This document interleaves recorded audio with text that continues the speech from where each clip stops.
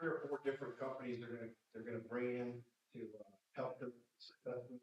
And it's absolutely necessary to do this to find out what the steps we have to do to take to keep and maintain a courthouse in its beautiful, pristine condition. As you all know, we've been having lots of issues at the courthouse, and these folks are going to tell us why it's happening, what the priorities are in fixing these issues, and then how to go about doing it. And they'll help us in the long run by helping us apply for grants and things of that nature. So it's all encompassing. It's not just a walk by, oh, you got a crack. So it's very intense and it's very important that we get this done so we can find out what the steps are that are necessary to preserve our building. Thank you. Any other sign up speakers?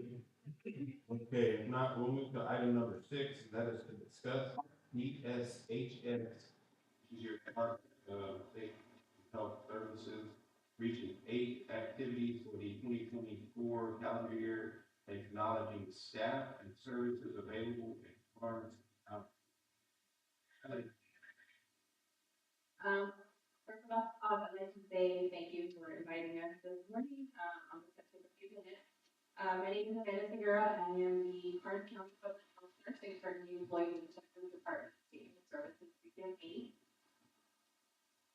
My name is Heather Eichler. I'm the prevention specialist here at Karnes County. I work alongside you.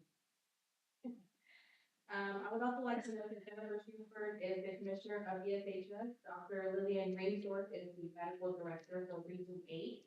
Gail Morrow, who is in our audience today, is our Deputy Regional Director. And we also have Trevor Maidens and Madison Gilbert, who are data team and run numbers that a lot of us can't figure out.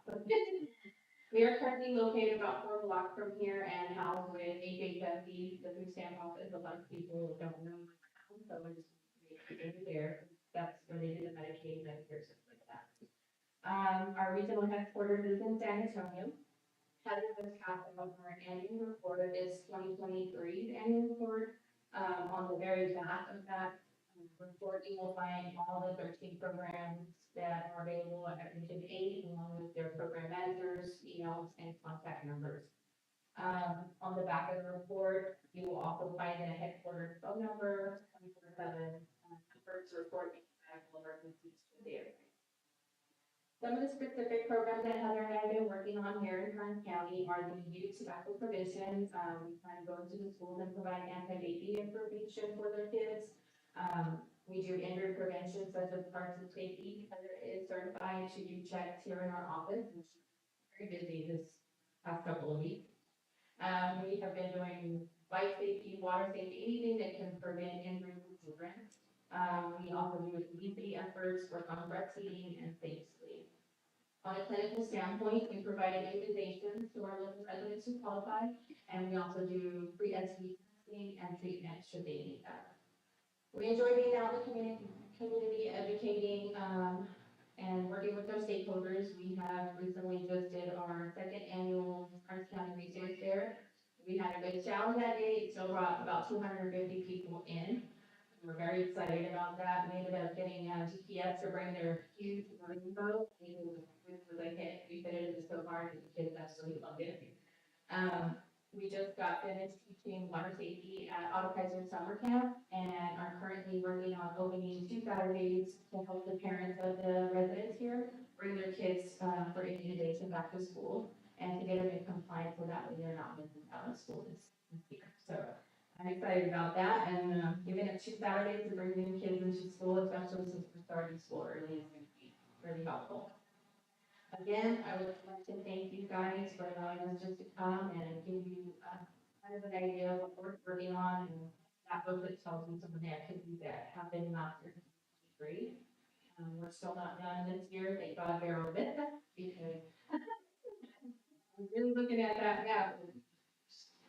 But I just want to say appreciate you guys letting us come out here and continue to read.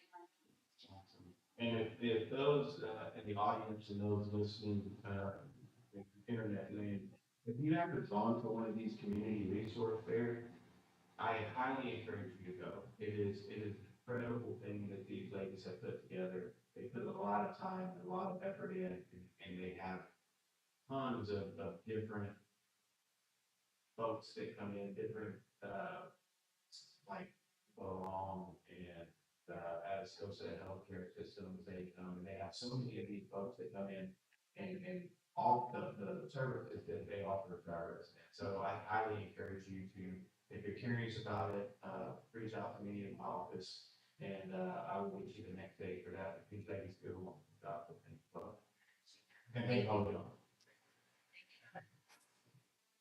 Okay, item number 7, discuss approve a multiple use agreement between the Texas Department of Transportation and Karnes County allowing the use of tower site currently located at the Karnes County Sheriff's Office for the purposes of expanding and improving regional and statewide emergency communications. This is a no-cost agreement for Karnes County. Casey, Absolutely. Good morning, board and the public in the room.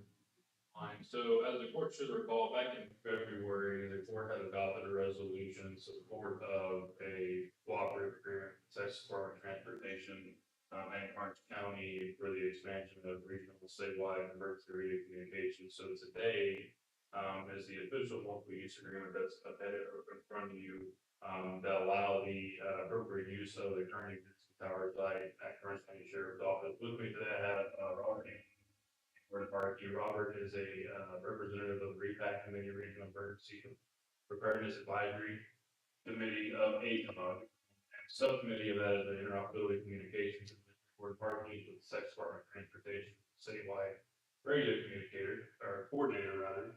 I'll allow them to come up here in a moment just to expand on the intention of the project, but as the document is concerned, at a very basic level, everything in possession of Karnes County today, to include the site, the tower, all the equipment currently on it, remains in possession of Karnes County and the responsibility thereof. Anything new, if approved, that would be installed by TxDOT would be at the cost of TxDOT, maintained, et cetera, by TxDOT. Only request by them is to allow access to the tower 24/7, 365, should there need to be upgrades or emergency repairs conducted. Furthermore, the site survey or tower survey would be conducted to ensure that any of the existing equipment will not be affected by the new additional that would be installed by TxDOT as part of this project. So with that, I don't speak the radio language, these two gentlemen do, so I'll allow Robert and Gordon to come up here and brief you as a board. welcome, gentlemen. Thank you both for coming. So I'm Robert Edelman, I'm the chair of the ACOG Communications. Just to give you some background context, several years ago, ACOG was what? So ACOG is 13 counties, it's comprised of a whole slew of different radio systems. There's obviously challenges from the standpoint of the ability. Counties tend to be VHF equipment, the urban areas tend to be 700 megahertz. The challenge is when urban resources come to support the rural counties, they have challenges in terms of communication. When the rural counties need to get into pursuit, maybe they're accompanying a high school football team, whatever, they leave their home area, they find communications themselves a challenge. So to sort of address this, ACOG was given the opportunity several years ago to apply for some statewide funds that are distributed by the governor's office specifically to enhance and bolster regional radio system. So ACOG doesn't have a regional radio system, but we've been able to leverage that funding so far about $3 million, 2.2 million, and we're expecting another 1.25 in the next hopefully 2 months or so. And we've been very fortunate because last year we were able to submit to the Community Project the request of Congressman Gonzalez's office, and we've been awarded additional $4.5 million to expand. So several years ago, we entered into a strategic partnership with TxDOT. It's a great opportunity because essentially it's allowing ACOG to build out essentially a 700 megahertz interoperability layer, to deploy the layer across the entire 13 county plus area. ACOG basically gets the money, buys the equipment, turns it over to TxDOT, and TxDOT then installs it on their existing towers, or enters relationships like a, was it for Karnes County, to use existing investments the county's made in their own infrastructure. We've already purchased the Karnes County radio site, it's staged at TxDOT. The challenge is, just need to put it somewhere. And rather than try to deal with funding a tower, you know, Karnes County has a beautiful tower, ready to go. So this is essentially an expansion of ACOG radio system. The radio system is not designed to replace what you have today. It's designed to provide this interoperability layer for predominantly the larger urban areas. If they have to come to Karnes County, they'll have a layer to communicate. Now, that being said, think of it as a beachhead in Karnes County. If Karnes County wants to look at expanding or augmenting their existing system strategically over a period of time and leverage the investment that ACOG TxDOT will have in your county, that's something absolutely that, you know, is open for discussion. We have several counties that are looking at doing that. So it's a great opportunity, you know, comes to you guys.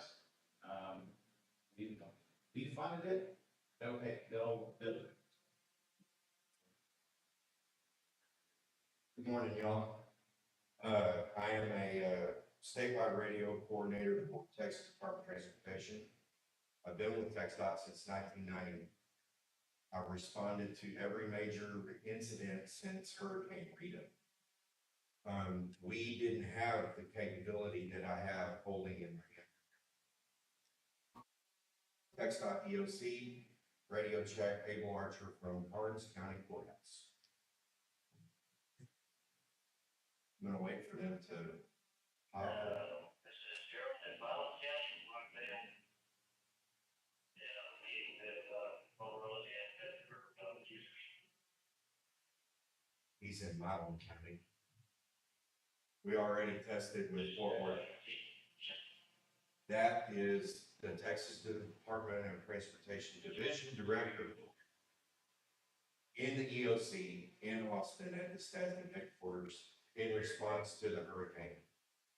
Brownwood just checked in, Fort Worth just checked in. This is the technology that we're moving towards. So TxDOT is in partnership with entities like ACOG, Middle Rio Grande Development Council, South Texas Development Council. We're working with agreements with East Texas COG, and we're also heavily partnered up with the Greg Ross and Travis Regional Radio System. They are our biggest partner, but we continue to add sites and capabilities.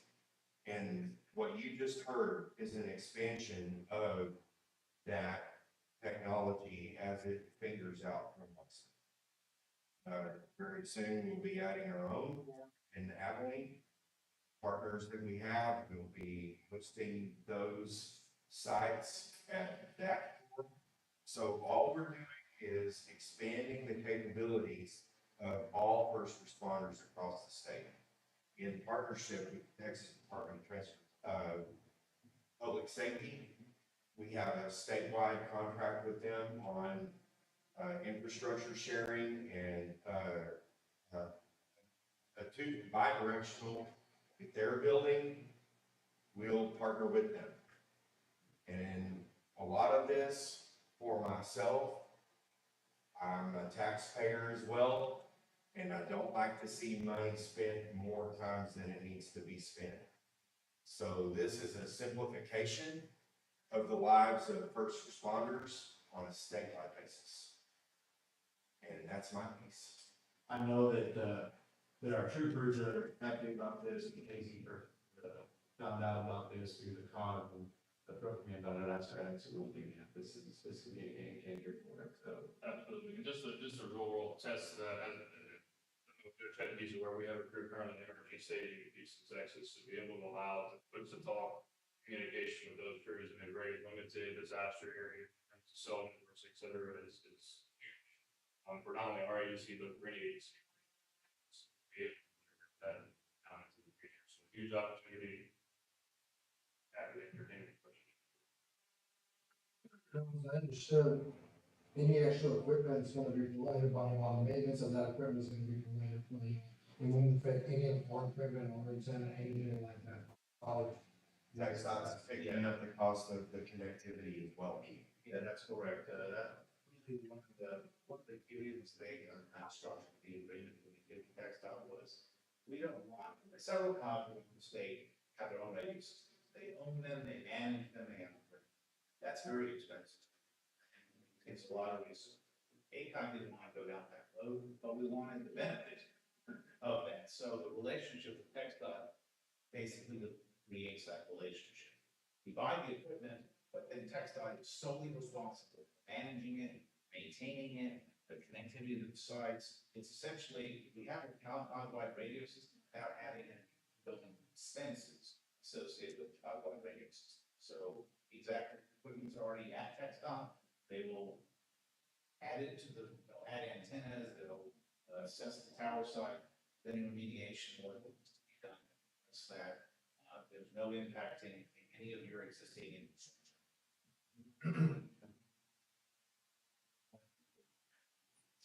Commissioner Lissy, Commissioner Dupik, any discussion on that? Yes, sir.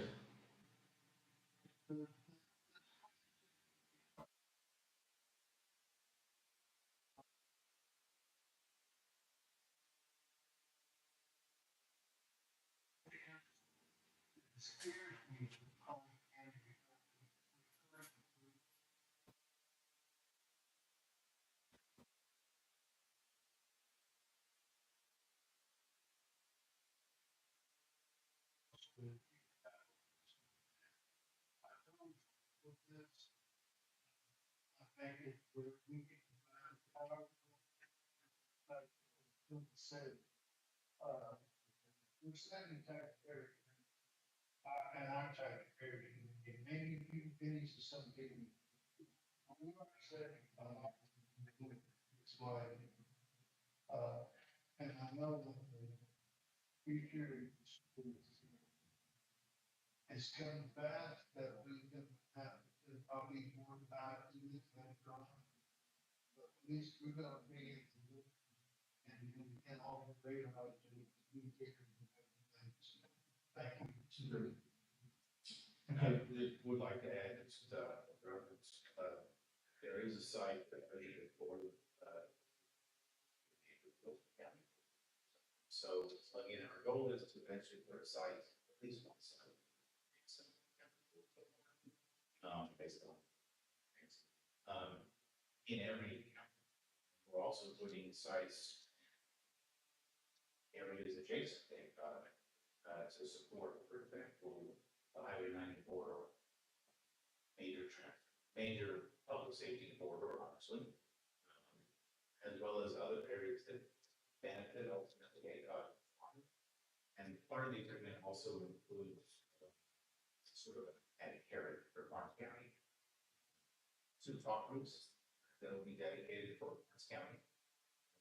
This system here in the county, so that people have down the road, however you choose to use them for your own internal operations, they'll be accessible to you. You don't have to necessarily share the collective talk groups that the COG will have across the layer.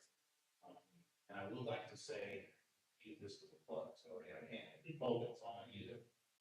As the courts makes decisions going forward, as cases departments or other public safety and the county start looking at replacement radios and so forth. I would encourage the current court to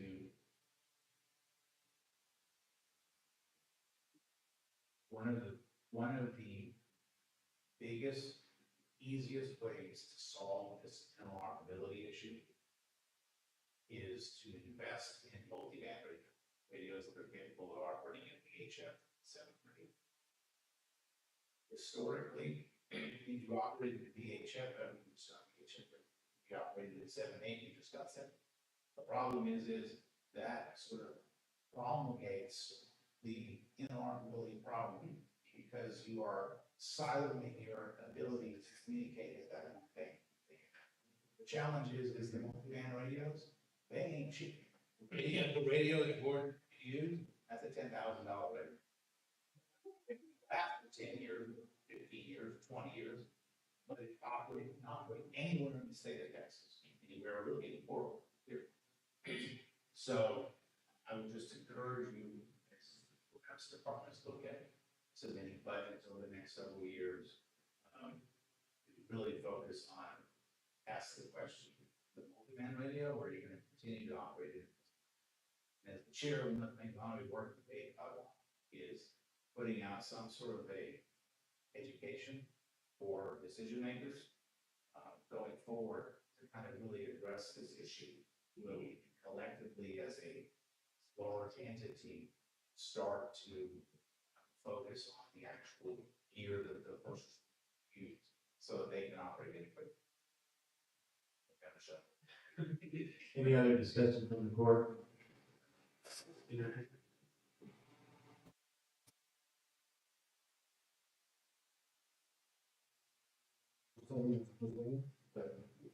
Okay, we got a motion and a second, all those in favor, signify by raising your right hand, anybody opposed? Okay. So, motion carries, thank you, and thank you. Okay, item number 8 is to discuss approved district recommendation to award a contract not to exceed $125,000 in the line item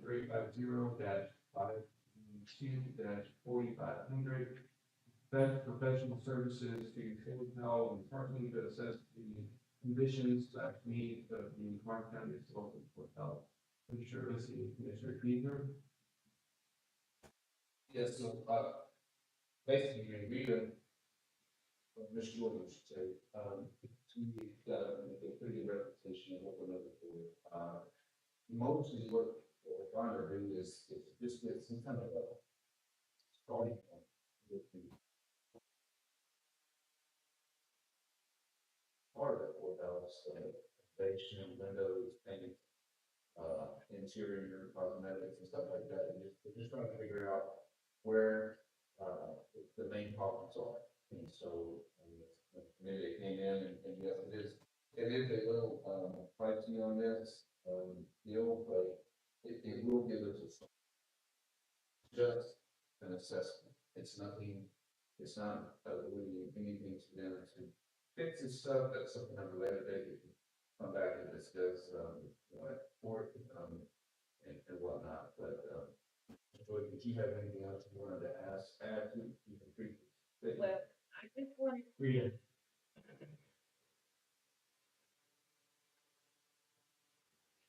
I just wanted to say too that it's my understanding, and Tom can confirm this, that there's currently $4 million set aside for courthouse repairs and maintenance and appropriated funds, and those funds have to be used, correct? Okay. Now, the line item that we're pulling this from is under Renee's budget for courthouse repairs and maintenance, so just sort of give the public, that information on the funds that are available. So. That's, it's just a starting point. I'm gonna start to what's going from there. Any other discussion from the court? I will. Go ahead. I went over this, yes, it's not to exceed $125,000, but the expertise they're gonna bring in, it's gonna be structural engineers, and I had walked around the courthouse, and there's quite a few large cracks on there, and I am also worried about the structure of the courthouse, and we spent so much tax dollars and grant money over a period of 20 years to restore the courthouse in a perfect condition. I agree with this, it is a little bit of money, but when you start, you're paying for the expertise of the people coming over here, not their time. They've got lots of years of experience in this, and we'll be able to know if we got a good courthouse, if it's not on liability, or if we're not gonna get much over the years. We just time and blood and effort not to spend this amount of money to see what we have. And I mean, I also think that because it's a historical building, it's not just something that we can come in, I mean, we're gonna have an expertise there for. So it gives us a good baseline, as I'm just gonna talk to address, the talk, I think, if there are issues. Any other discussion from the court? Make the motion to approve item number 8 as presented. Second, all those in favor, signify by raising your right hand or saying aye. Okay. Any opposed? Motion carries. Item number 9, discuss approve, disapprove, request by Casey Road Engineer for a budget amendment to move $15,000 from GL number 200-680-3300 fuel to GL number 200-380-3553 uniform food allowance. Good morning, board. Historically, we've been able to keep the, cost of uniforms about the same for a number of reasons. We've had, some particularly good luck this year in filling our positions. And, that for more of the year than we have in the past, due largely to a bunch of the, modifications that the court has made over the last several years. So, because we have more people in there, as of now, we are basically at the bottom of our uniform budget. We need to go ahead and move some funds into it. We've been blessed this year and been able to run a little bit more of a surplus than normal with our fuel. And so that basically allows us to shift this money, stay within our departmental budget. And we just need to do that so we can get the vehicle.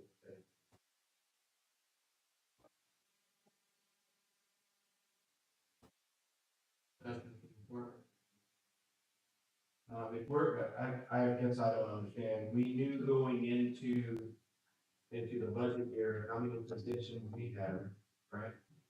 We're under contract with whoever provides the uniforms. I guess I don't understand, is the turnover been a bunch? Did we need $15,000 more for? We have had turnover, Judge, but more importantly, we've been outfitting more people. In the past years, we just haven't had the positions full for the majority of the year. This year, we've had the positions full for the majority of the year. And, when we budgeted on a budget last year, that's what we were anticipating the same level of staffing. We've been more fortunate.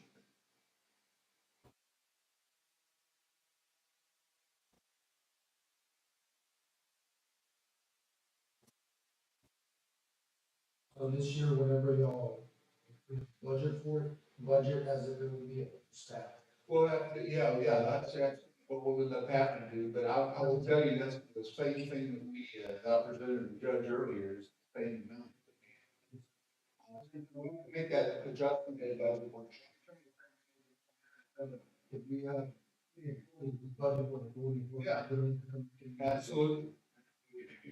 What I'm saying is maybe if we did that, or we should have done that, but I don't know why we wouldn't budget for the full staff last year. Well, when you and I sat down, we discussed and said, this is what we've got, and this is what we're gonna go ahead and stick with, and this is for you. At this point, we just have to go ahead and, we have to pay the bills or take them out of uniforms, which I wouldn't recommend that. So, the long and short of it, we have a budget surplus in the fuel, and you should just, that's what I'm asking you to do, is just go ahead and shift that over, just regular budget amendment. Here's the, final workshop. I'll make the motion to approve item number 9 presented. Motion in second, all those please by raising your right hand for aye.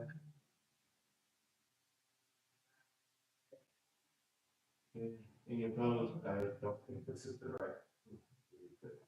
Motion carries 4-1. Item number 10, discuss approve, disapprove, request by Karnes County Road Bridge Road Engineer for a budget amendment to move $52,000 $10,000 from GL number 200-680-4606, equipment acquisitions, to GL 200-680-4551, building repairs and maintenance.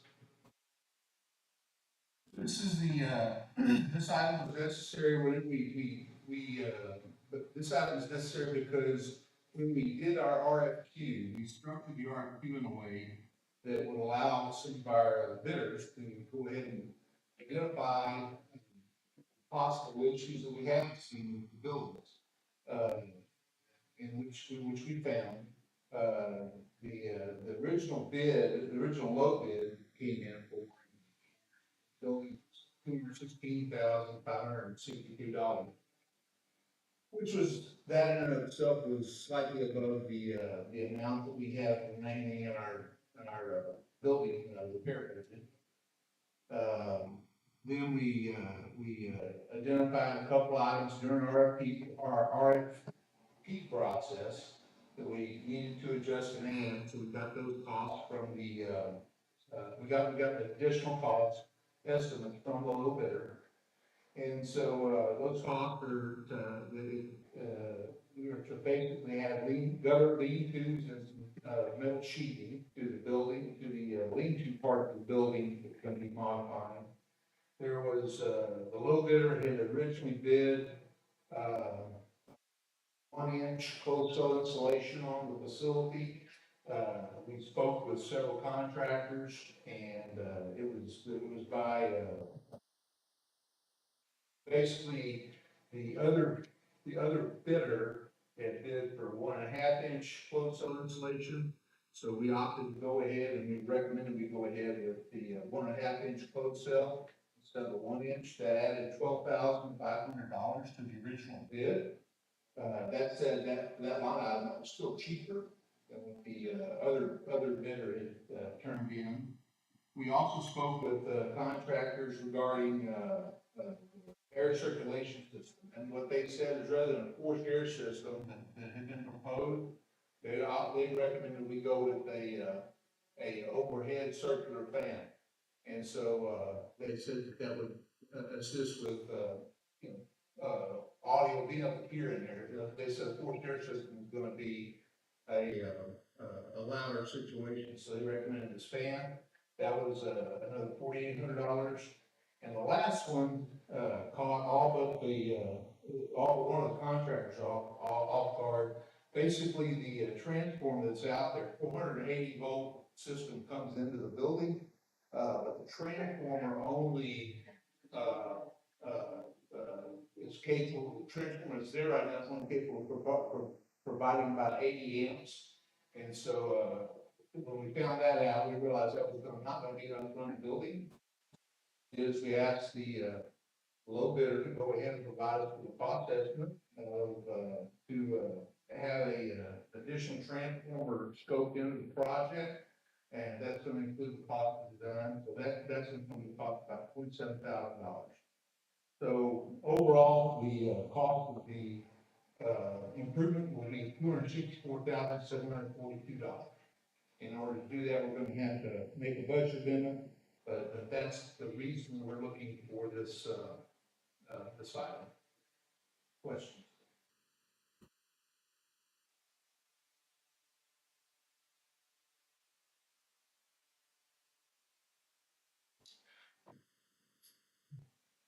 What are we modifying? Sure. What are we modifying, and what repairs and maintenance need to be done on the brand new building? It's not a brand new building, but what we're going to be modifying is the shop that's outside in that's outside. That was always part of the plan. When we bought the facility, was to close in the outside shop. It had been previously used as a chemical containment area. We want to close it in so we can basically have a shop to work on our vehicles and have a warehouse out there where we can go ahead and store facilities or store materials for outside shop, ice machine, that sort of thing. Same thing we had over in the old building. We've got more room to do it now. the building also has some options to be expanded later on, if support so chooses, but it'll basically give us a place where we can actually work on our equipment. Something about lean-to, what is the lean-to, is that on the shop, or? Yes, so it's an existing metal building, we're gonna put lean-tos, one of them small, just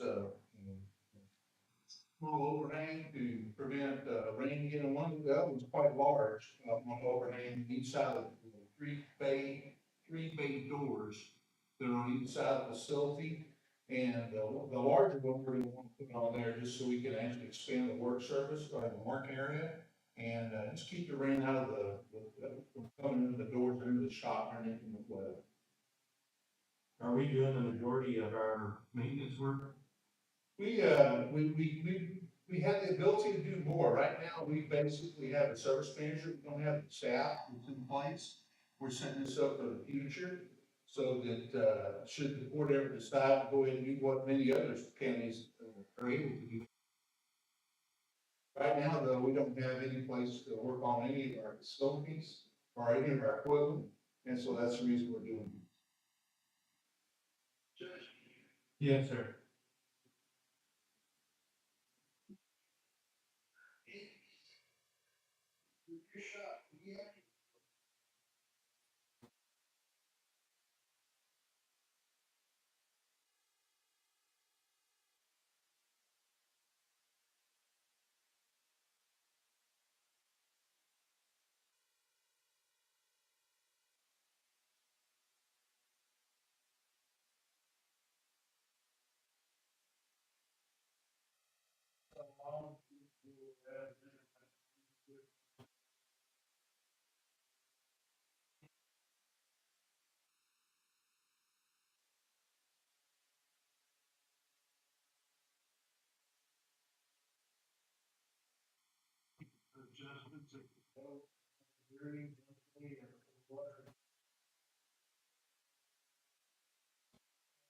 Sure, Commissioner. No, the original, when we recommended to, purchase the shop facility, or purchase the facility over there, the shop was part of that. We anticipated in our original proposal, to go ahead, and we budgeted for it too, to go ahead and add, make these modifications to the shop.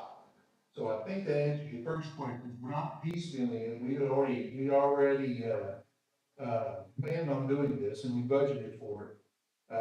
Then in terms of piecemealing, right now, we're just trying to go ahead and get everything closed in so we can move everything from the old Kennedy yard and have a facility where we can actually work out of the weather, on the equipment as we need to. We don't have any funds budgeted to buy a lift or anything like that, although the facility certainly can eventually support that. And, we'll go from that as time goes on. But for right now, we're just basically trying to get back to the point or get to the point where we have the ability to work on our equipment indoors. Yes, sir. In the RFP, we asked them to go ahead and provide us a schedule based on based on a June start date. Obviously, we're past that, but from what we've talked about, barring anything unforeseen, the contractor anticipates being done by December.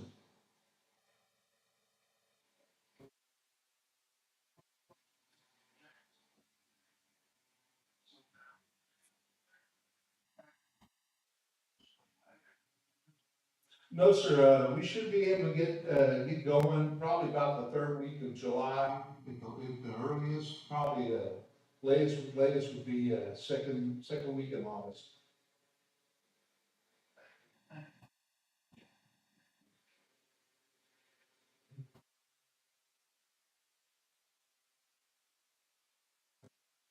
Further questions? Yes, sir. On item number 10, you were on the 52,000. The 52,000 covers the electrical, covers the insulation to the 1.5. Am I correct? Yeah. Okay, we're on item number 10, correct? Yes, I'm sorry, I was looking at item number 10 on the in the, detailed process, I think, Judge. Can you repeat your question, Commissioner? And I'm sorry, I'm trying to pay attention, but maybe it's. No, you're fine. The 52,000 exactly, the one you wanted to move it from one line item to the other one to cover this, what exactly does that cover? That's gonna basically help us cover the overall cost of the improvements. All the improvements. Of all the improvements, yes. The total cost is gonna be $264,700. Hold on, drop back up here. $264,742. So the 52,000 was just rounded off and it's gonna have a change in it. Correct. Just wanted to make sure it was in. Yes, sir.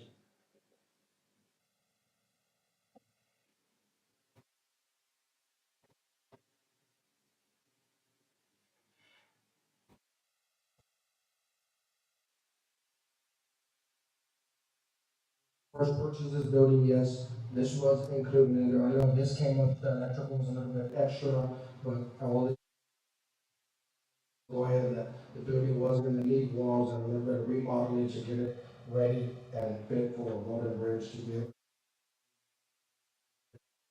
Correct, our budget was adjusted, Commissioner, back at the workshop, and, we have fixed some things on gate, on the electric fence gate, and there's several other things we've done facility related, but that's all. With that being said, I will make the motion to approve item number 10 as presented. Okay, I have a motion and a second. All those in favor signify by raising the right hand or nay for those in.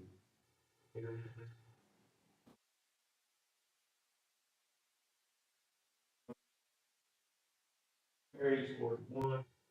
Item number 11, discuss approve, disapprove recommendation by Nancy RB Road Engineer to award a contract to CNC Construction to modify an existing commercial metal frame building at the Farm County Road Bridge, Farm City Field Office.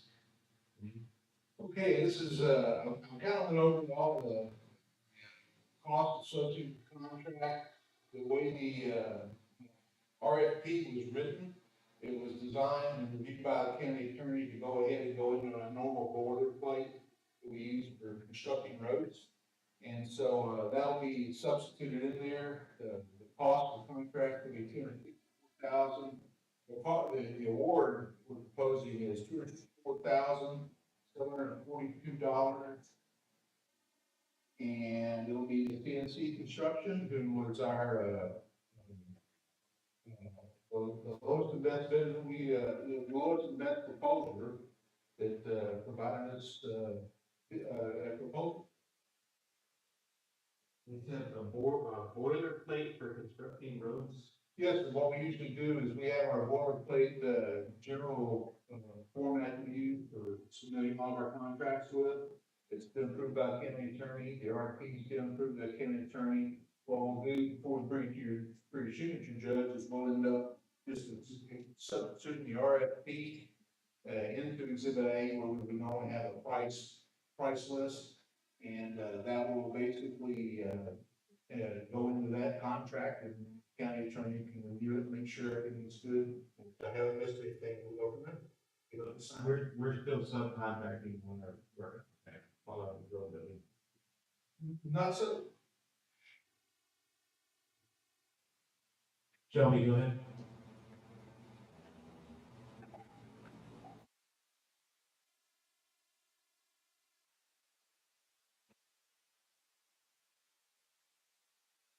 Shelby, you have a question?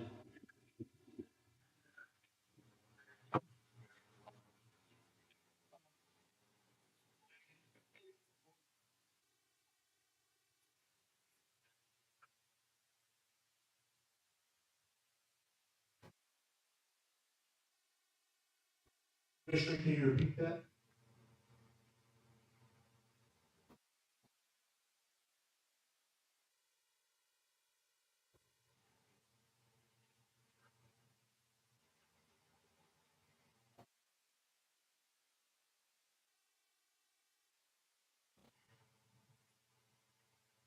Shelby?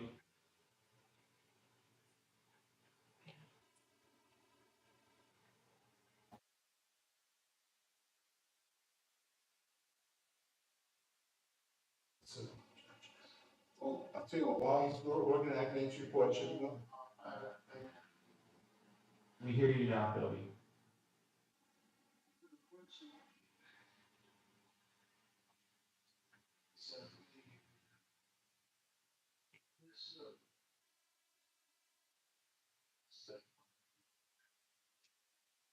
Yes, sir. Yes, sir, what we did whenever I first started here, there was no boilerplate contract, and it resulted in us having to, whenever we did issue a contract, it took an inordinate amount of time, it was a lot of work to have to prepare it, they came out 40 different ways. And I basically, worked with the county attorney at that time to, put together a very structured format, had the same general conditions, has the same format every time, so you can actually go in. And the real strength of the format is it lays out all the bid conditions. It lays out the contract itself, make sure that the contractors who bid on things sign the contract prior to the award, so that way, whoever the court chooses to award it, we can provide it to the judge for signature.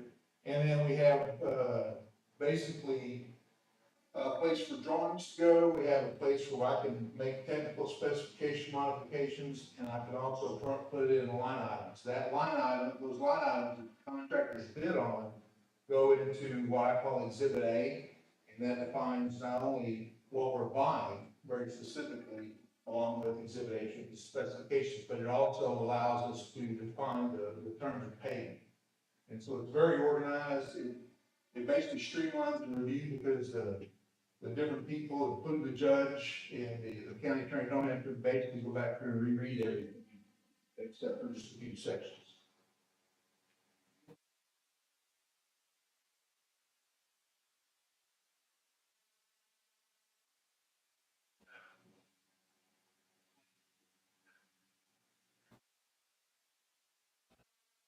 No, sir, I didn't put in any kind of liquidated damages for this. There's one contract, we have done that in the past on, the boilerplate certainly allows that.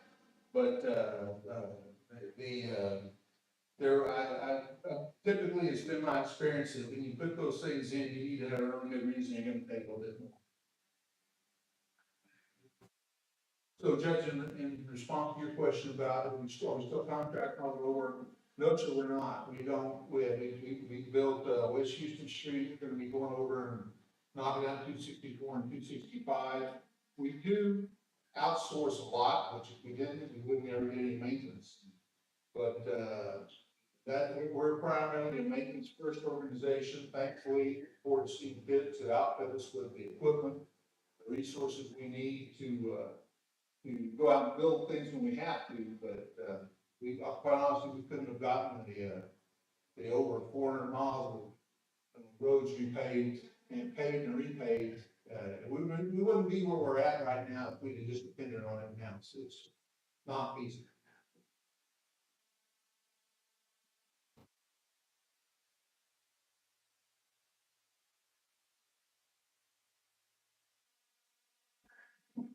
So the metal frame building your stuff in here, is that also the one you're at, the budget amendment?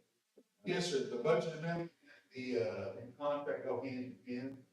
And, it's gonna cost us $204,742. So we have to go ahead and have this company, that is a turnkey cost. We don't anticipate any other, items popping up.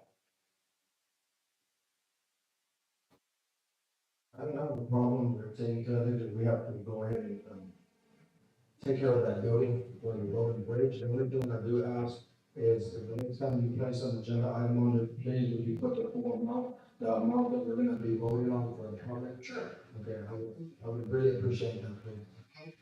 With that being said, on item number 11, we'll make a motion to approve recommendation by the Karnes County Board of Road Engineer to award a contract to CNC Construction to modify the existing commercial metal frame building at Karnes County Woodlands, Karnes City Field. All this, the cost will be $264,752. Okay, got a motion and a second, all those in favor, signify by raising your right hand for,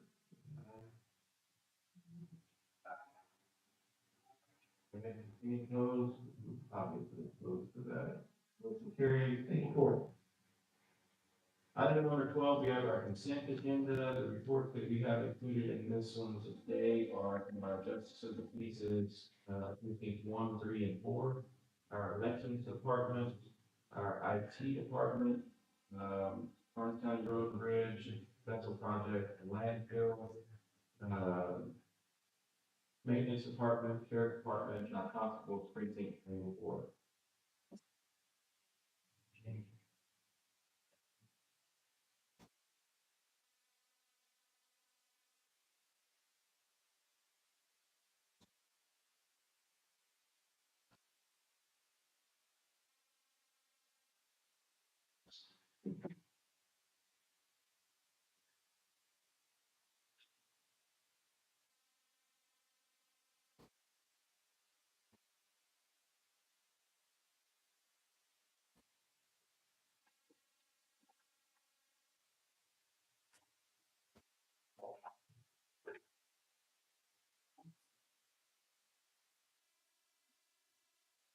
I'll make a motion to approve the consent agenda.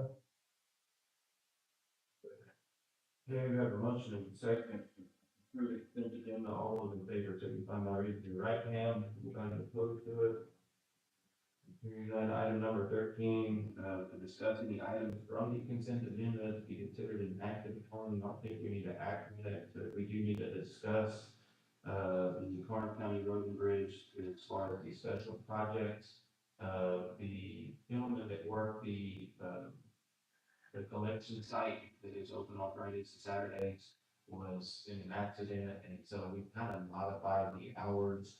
Some of the road and bridge guys are stepping up to work on Fridays and Saturdays. I would like Jimmy to make sure if we haven't yet, they get that posted. I get a lot of calls on folks wanting to use the collection site and the hours that are not modified while the we'll get those on the website. Yes, sir. Okay.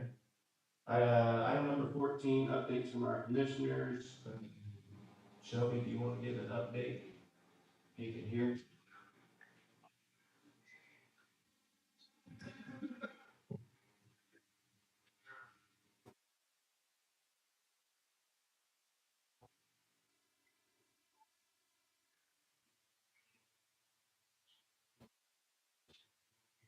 Casey, strong, hurricane, one time the cost is, on the zero, back to.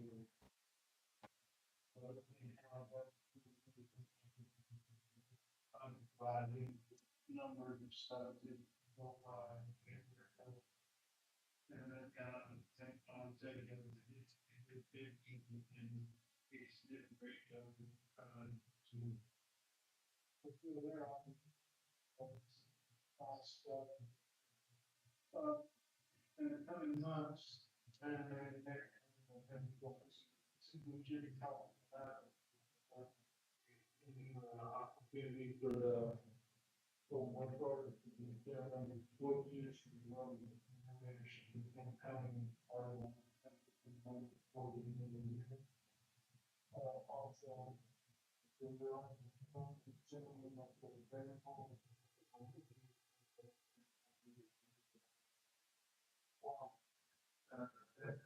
Out money that they trying to do. So I don't think, health and child support those things, especially, with the support of the current sheriff of the community, as far as, and then the new sheriff coming in or whatever, even the cost.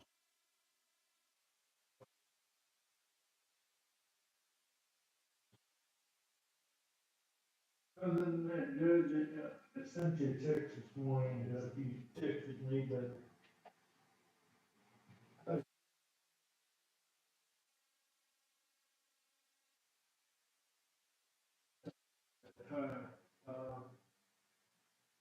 Even though some can't. Pay the burn man because it's still that dry. I think Karnes is getting to that point, unless y'all see more than what I do here. And I think that's talk with Charlie, maybe at the end of the month, let's go ahead and extend the burn ban. And then I'm sure I'll be talking to you in case you together, if I can't get on the same call, because I'm the one speaking. One of you or the sheriff dispatch, somebody involved in this hyper week, so we can have somebody locally to always send something out, or maybe Jimmy, with the IT person to be the one to do this. Very good. Nevertheless, I'm trying to do what we can, what we can, and, so I can say, well, thank you. Thank you, Shelby. Commissioner Lindsey, would you like to give a report?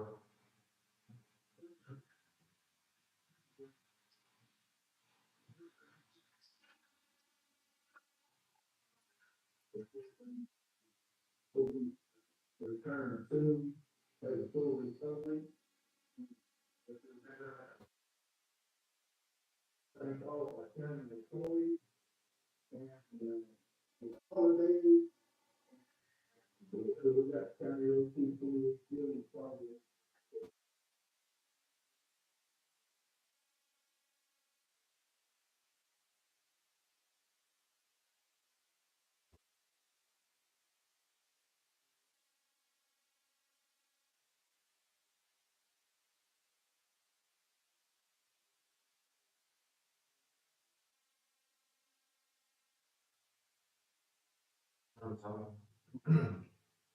I don't know about today, but we're still working on County Road 290, answering the calls, meeting with the engineer basically on the day.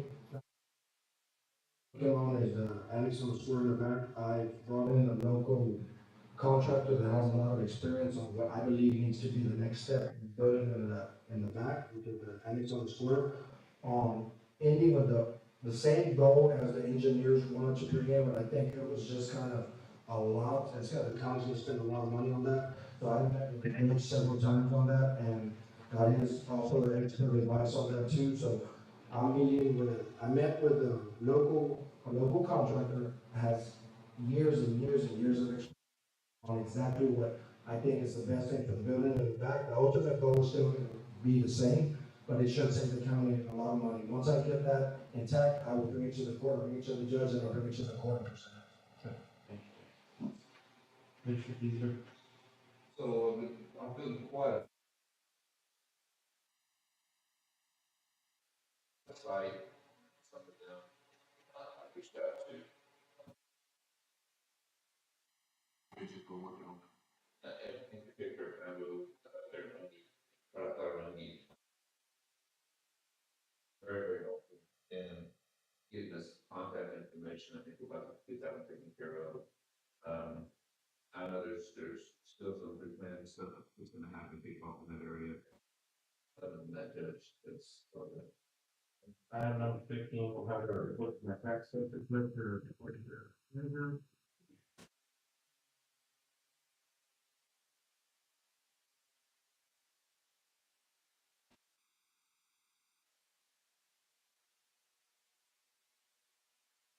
Good morning. Okay. The collection last year, we had 98.88% collected. This year, we also had 98.88% collected for the end of June. I thought that was really weird. I never said it like the reason. That was strange to me. For the county, and, for the month to date, we collected $138,515.29. The current year to date, we collected $21,649,185.52 for 98.88% collected. When I left the office this morning, it was 98.89%. For the delinquent month to date, it was $2,712.84. The delinquent year to date was $64,765 and 13.44% collected. On the county INS, Or the delinquent month to date was $6.10. The delinquent year to date was $394.44, with 4.72% left. On the road and bridge, for the month to date, it was $22,358.70. The current year to date was $3,492,548.70, 98.88% collected. Delinquent month to date was $549.32. The delinquent year to date was $13,015.31, with 13.92% collected. The other payment items, I was just for all information on everything. But I would let y'all know that on the one taxpayer that are owed the most, number 54, actually sent us the check yesterday, and the attorney's told me that's going to get paid in. That's the attorney, and I had them go out with number 82, just all the first.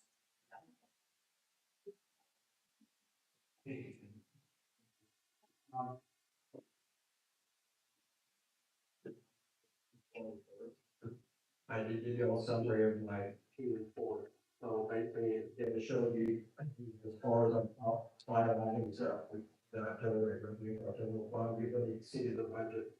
Now more impact, 4.08%, 13,902,476. County sample tax, revenue at about 4,823,978, so we should be at 75%. Obviously, hitting the budget for single tax. Interest, you can see, we exceeded, we're at 2,407,961, so we exceeded for 26.73%. EMS receipts as well, we're at 934,831, they exceeded the budget by 44.64%, and then tax office fees, we exceeded the budget by 7.01%, 454.7%. So basically, overall revenue for the general fund was really last year was 14% for the whole year. Our expenses were phenomenal. Again, they have been every year. We should have spent around 75% of the budget. We've only spent 46.54%. So these kind of department heads are good stewards of money that you can trust it with them. Non-court bills amount to $3,334,956.42, which the majority of that is GO, which is the any applicant county, which is earned interest on that. That's $2,241,416.97. Payroll, we had 2 payrolls, including election runoffs.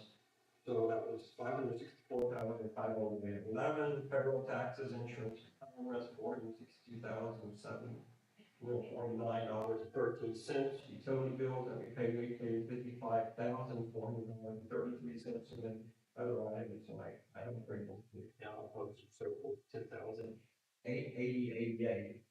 Our investments at the end of June were 101,789,485.73. So you can see how they're pretty much split a third, and third. Tax expense, we have 36,571,121.3. Tax quote 34,735,132.76, and multi-bank version LLC is 30,484,231.94. Questions, comments? Okay, thank you. And Ryan, the company, guys, welcome with a brand new morning. Brand new bionic knee. Michelle, is it ready to see you? I hope you're doing well. Balance that will be 2024, $100,522,840.13. Receipts for the month of June 2024, $15,929,815.50. Disbursements for the same time period, $13,498,315.13. For an ending balance as of June 30th, 2024, $102,954,340.50.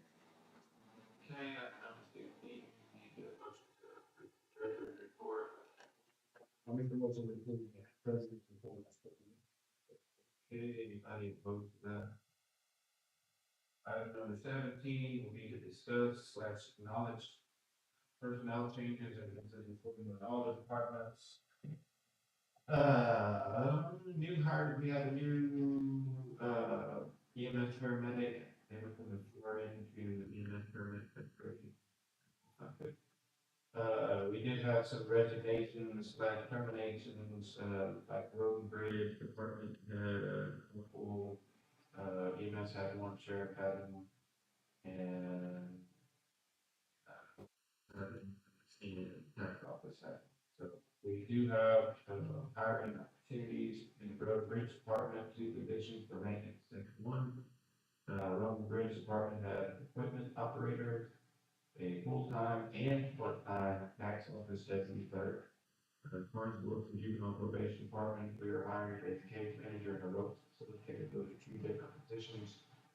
Still looking for sheriff patrol deputy and sheriff department, courthouse security for the buildings. Item number 18, payment of bills. And for the phone bills for this report is $1,309,39.67, which the majority of it is road and bridge. There's amount to $1,045,415.90. Other large ticket items, Senate Bill 22, the sheriff's bill that upgrades to the vehicles right now, which is budgeted for, that's, and this bill was at $154,307. I'll ask you about that.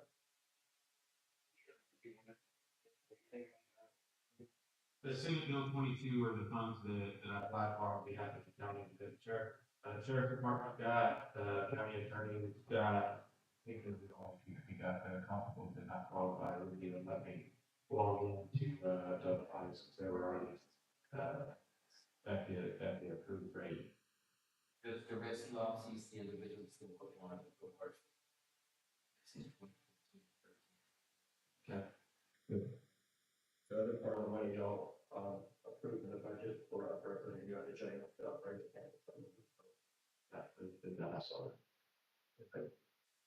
The other thing I do want to mention, and my little reach out to you guys, I also, the letter was sent to our new vendors, so our new vendors know the policy of how many purchase orders are being set up prior to doing any work. So just Commissioner Gator never seen this, but whenever new vendors are set up, we ask, because we have the departments reach out to the vendor, because they're the ones that are in contact with them, so when they send it up, we have to have filled out. And also a copy of the letter that says, you know, we purchase orders, whatever we purchase something, and so forth.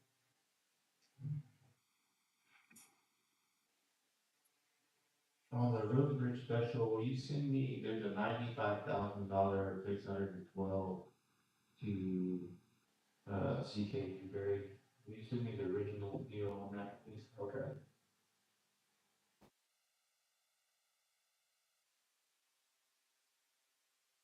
Make a motion to pay them the bills up to that. Okay, got a motion in a second. All those in favor signify by raising your right hand. But opposed, I'm opposed that I want to see that. And the deal on that 95,000 still a little bit there. Okay, motion carries. Item number 19, acknowledge the Commissioners Court will meet on July 23rd, 2024, 9 o'clock in the morning. Back over in Karnes County Historic Courtroom located at 101 North Canterbury Avenue, Suite 200, Karnes City, Texas 78118. The motion is adjourned. Good work.